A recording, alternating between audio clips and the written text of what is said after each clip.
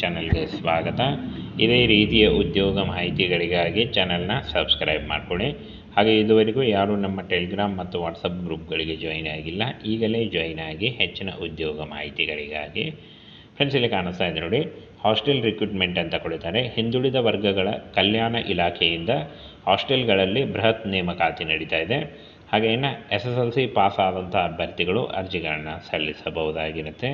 ಸಂಪೂರ್ಣವಾಗಿ ಕಾಯಂ ಉದ್ಯೋಗಗಳಾಗಿರ್ತವೆ. ಹಾಗೆ ಕರ್ನಾಟಕ ಸರ್ಕಾರಿ ಉದ್ಯೋಗಗಳಾಗಿರ್ತವೆ ನೋಡಿ. ಹಿಂದುಳಿದ ವರ್ಗಗಳ ಕಲ್ಯಾಣ ಇಲಾಖೆ ಹಾಸ್ಟೆಲ್ಗಳಲ್ಲಿ ಖಾಲಿ ಇರ್ತಕ್ಕಂಥ ಹುದ್ದೆಗಳಿಗೆ ನೇಮಕಾತಿ ನಡೀತಾ ಇದೆ. ಒಟ್ಟು 825 ಹುದ್ದೆಗಳಿದ್ದಾವೆ. ಅದರಲ್ಲಿ ಅಡುಗೆಯವರು 300 ಹುದ್ದೆಗಳು, ಅಡುಗೆ ಸಹಾಯಕರು 300 ಹುದ್ದೆಗಳು, ಹಾಗೆ ರಾತ್ರಿ ಕಾವಲುಗಾರರು 75 ಹುದ್ದೆಗಳಿದ್ದಾವೆ ನೋಡಿ. ಈ ಒಂದು ಹುದ್ದೆಗಳಿಗೆ ಆಯ್ಕೆ ಮಾಡಿಕೊಂಡು ಅರ್ಜಿಗಳನ್ನು ಸಲ್ಲಿಸಬಹುದು. ಹಾಗೇನ ಫ್ರೆಂಡ್ಸ್, ಈ ಒಂದು ಹುದ್ದೆಗಳಿಗೆ ಅರ್ಜಿ ಸಲ್ಲಿಸುವಂಥ ಅಭ್ಯರ್ಥಿಗಳು ನಿಲಯ ಪಾಲಕರು ಹುದ್ದೆಗಳಿಗೆ BEd ಮಾಡಿದಂಥ ಅಭ್ಯರ್ಥಿಗಳು ಅರ್ಜಿಗಳನ್ನು ಸಲ್ಲಿಸಬಹುದು. ಹಾಗೆ ಇದನ್ನು ಹೊರತುಪಡಿಸಿ ಇನ್ನು ಉಳಿದಂಥ ಎಲ್ಲ ಹುದ್ದೆಗಳಿಗೆ SLC ಆದಂಥ ಅಭ್ಯರ್ಥಿಗಳು ಅರ್ಜಿಗಳನ್ನು ಸಲ್ಲಿಸಬಹುದಾಗಿರುತ್ತೆ. ಅಫಿಷಿಯಲ್ ವೆಬ್ಸೈಟಿಗೆ ಹೋಗಿ ಆನ್ಲೈನ್ ಮೂಲಕ ಅರ್ಜಿಗಳನ್ನು ಸಲ್ಲಿಸಬೇಕಾಗುತ್ತೆ. ಹಾಗೆಯೇ ಈ ಒಂದು ಹುದ್ದೆಗಳಿಗೆ ಸಂಬಂಧಪಟ್ಟಂತೆ ಆಯ್ಕೆ ಅಂತ ಅಭ್ಯರ್ಥಿಗಳಿಗೆ 18,000ದಿಂದ 30,000ವರೆಗೆ ಪರ್ ಮಂತ್ ಸ್ಯಾಲ್ರಿ ಆಗಿರುತ್ತೆ ನೋಡಿ. ಹಾಗೆ ಇದು ಜಾಸ್ತಿ ಕೂಡ ಆಗ್ತಾ ಹೋಗುತ್ತೆ.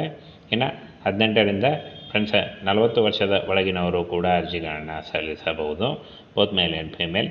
ಹಾಗೇನು OBC ಅಭ್ಯರ್ಥಿಗಳಿಗೆ 3 ವರ್ಷ ಮತ್ತು SC/ST ಅಭ್ಯರ್ಥಿಗಳಿಗೆ 5 ವರ್ಷಗಳ ವಯೋಮಿತಿ ಸಡಿಲಿಕೆ ಕೂಡ ಇರುತ್ತೆ ನೋಡಿ. ಯಾವುದೇ ರೀತಿಯ ಲಿಖಿತ ಪರೀಕ್ಷೆ ಆಗಲಿ, ಯಾವುದೇ ರೀತಿಯ ಅರ್ಜಿ ಶುಲ್ಕ ಆಗಲಿ ಇರಲ್ಲ, ನೇರ ನೇಮಕಾತಿ ಇರುತ್ತೆ. ಇನ್ನು ಫ್ರೆಂಡ್ಸ್, ಇನ್ನೇನು ಕೆಲವೇ ದಿನಗಳಲ್ಲಿ ಆನ್ಲೈನ್ ಮೂಲಕ ಅರ್ಜಿ ಪ್ರಕ್ರಿಯೆ ಆರಂಭ ಆಗಲಿದೆ ನೋಡಿ.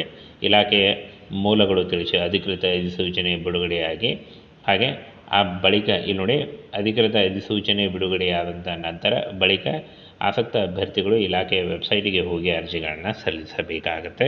ಹಾಗೇನು ಈ ಒಂದು ಹುದ್ದೆಗಳಿಗೆ ಶೀಘ್ರದಲ್ಲಿ ಅಧಿಸೂಚನೆ ಬಿಡುಗಡೆಯಾಗುತ್ತೆ ನೋಡಿ. ಇನ್ನು ಈ ಒಂದು ಹುದ್ದೆಗಳಿಗೆ ಅರ್ಜಿ ಸಲ್ಲಿಕೆ ಶುರುವಾಗಿಲ್ಲ, ಇನ್ನೇನು ಕೆಲವೇ ದಿನಗಳಲ್ಲಿ ಈ ಒಂದು ಹುದ್ದೆಗಳಿಗೆ ಅರ್ಜಿ ಸಲ್ಲಿಕೆ ಕೂಡ ಬಿಡುಗಡೆಯಾಗುತ್ತೆ ನೋಡಿ. ಈ ಒಂದು ಮಾಹಿತಿ ನೋಡಿ, SLC, PUC ಹಾಗೂ ಡಿಗ್ರಿ ಆದಂಥ ಬೋತ್ ಮೇಲ್ ಆ್ಯಂಡ್ ಫಿಮೇಲ್ ಅರ್ಜಿಗಳನ್ನು ಸಲ್ಲಿಸಬಹುದಾಗಿರುತ್ತೆ.